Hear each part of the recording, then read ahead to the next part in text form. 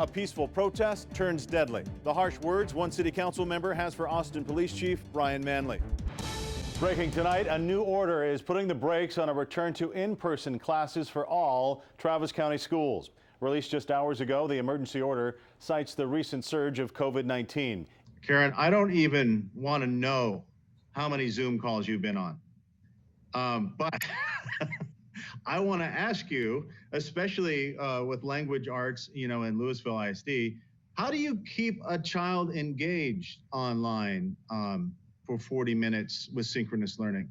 Governor, there's a lot of cabin fever out there. Bars, which remain closed, have reclassified as restaurants now, but we're now seeing extended hours, live music, even places selling food and discounting the alcohol to meet the requirement of less than 51% alcohol sales.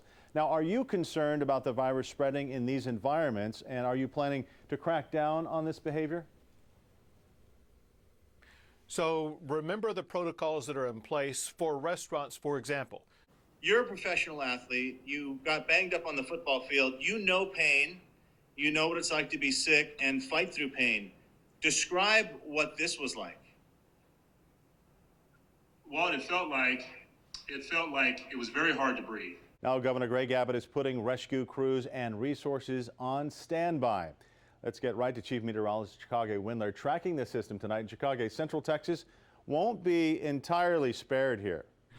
They cut $150 million from Austin's police budget. What are your thoughts on that? Well, it's incredulous. I cannot believe that they're going to make that kind of cut. Good evening. I'm Walt Maciborski. Welcome to our virtual town hall on fall learning. We have a panel of experts who are going to walk us through some of the big issues of going back to school during the coronavirus pandemic. We're also asking for your questions you want answered from tonight's panelists. You can reach out to us on Facebook.com/CBS Austin, or you can tweet us using the hashtag #YourVoiceYourFuture. We'll feature your questions and comments throughout tonight's discussion. Okay. Are we ready to go to school? There are so many questions and changes as we deal with fear, facts, and frustration. First, what are school districts doing to prepare for virtual and in-person learning?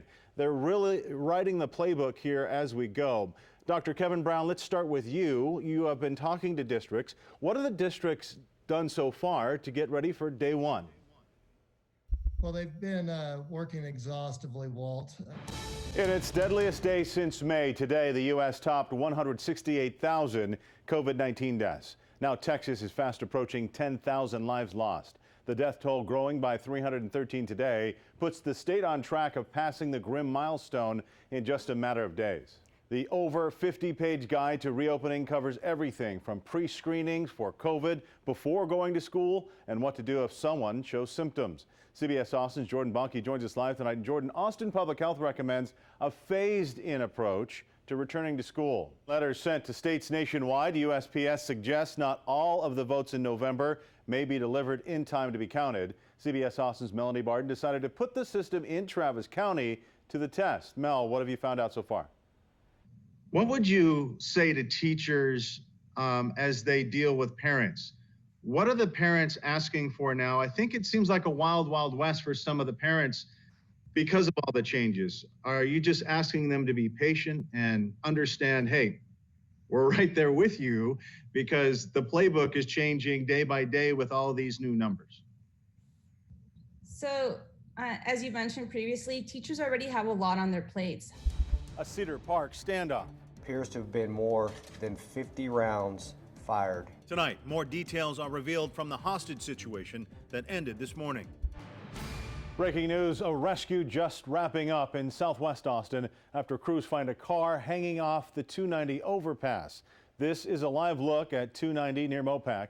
Austin Travis County EMS says the person trapped is badly hurt. No word on what led to the crash. Stay with us for the very latest on this developing story on air and online at cbsaustin.com. A shooting spree near Houston leaves at least 5 shot, including 3 dead. Liberty County deputies believe Michael Wetstein opened fire at 3 homes on the same street this morning. They arrested the 41-year-old who now faces capital murder charges. Gunfire erupting between police and a rifle-wielding man inside a Texas Walmart ends with 1 killed today. Weslaco police say the man pointed a gun at a customer before officers ordered him to drop the rifle. After doing so, he reached for a handgun and opened fire. Police shot back, killing the man.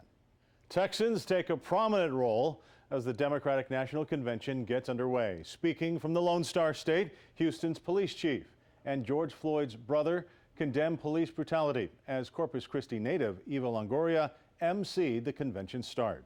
It's the first of 4 nights of a combination of live and taped speeches from around the country. Chief political correspondent Scott Thuman shows what to expect this week.